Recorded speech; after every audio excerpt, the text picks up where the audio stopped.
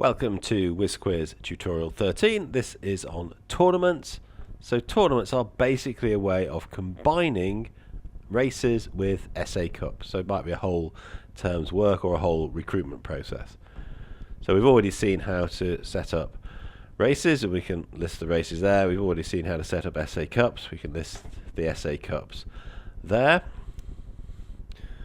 Take out the description restriction there, and we can see all the different SA Cups we've got there, and we can also list all the tournaments that are set up. So as we see, there's currently 2, so let's set up another one. It's relatively easy to do. So it might be perhaps it's a Key Stage 3 end of year exam, something like that for every student, and it's across the whole syllabus. So all you've really got to do for keywords there is Key Stage 3, probably the most sensible thing, and it's end of year test across all subjects to test overall progress. List of races, we're going to have 10. We just list out the races we want, separated by spaces. Okay, SA Cups might be there. Okay, so we know what races we've set up. We know what SA Cups we've set up. So this is basically just a list of all the different exercises over the term, if you're a teacher marking the stuff, or possibly a list of different exercises you want applicants to do when applying for some sort of job. So if I click Submit Tournament there, you can see it comes up straight away in the list here.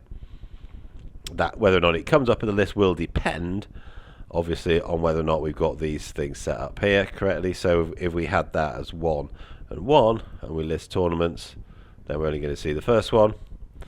If we have that set up to 6, then we see that one as well.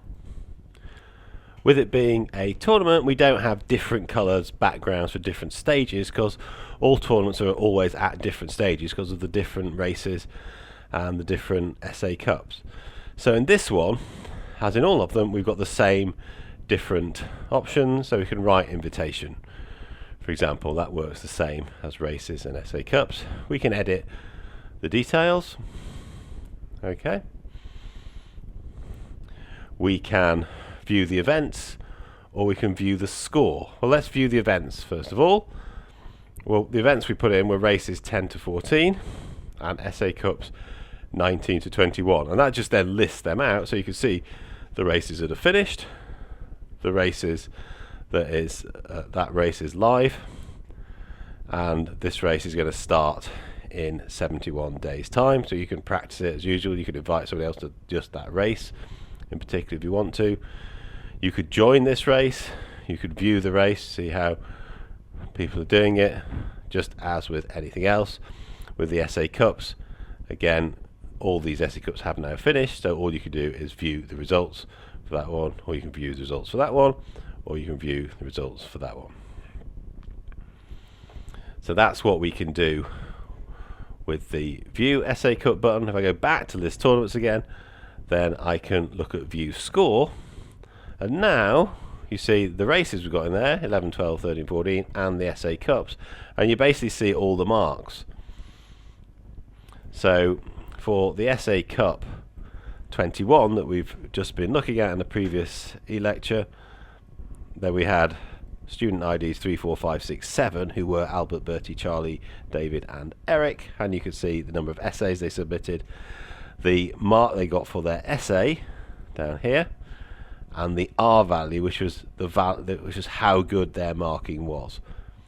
So if you remember, Eric's marking was particularly good and his essay was particularly good. Where you've only got 2 essays, the R being 1 is a bit misleading and irrelevant. That is technically what the number comes out at, but it is not telling you anything other than the fact they've only marked 2 essays.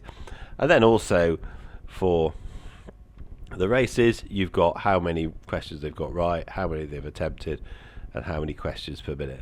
So effectively, you've got an entire term's mark book, or an entire recruitment process with lots of different exercises. You could have a multiple choice test, you could have a writing test, and you could have a mathematics type test in there, and that would give you a completely transparent and colourblind, gender blind, everything way of assessing objectively all the applicants for a job. So that's how tournaments work. That's very, very, very simple. You're just literally just putting together whichever set of races and SA Cups you wish to have. So I can do edit SA Cup, edit tournament, sorry, add in another SA Cup there, just submit that. That comes up there straight away. Then if I look at view events, I can see that SA Cup number 15 is in there. So that's no problem. I go back and I look at the scores. I can see that SA Cup 15 has come up as well.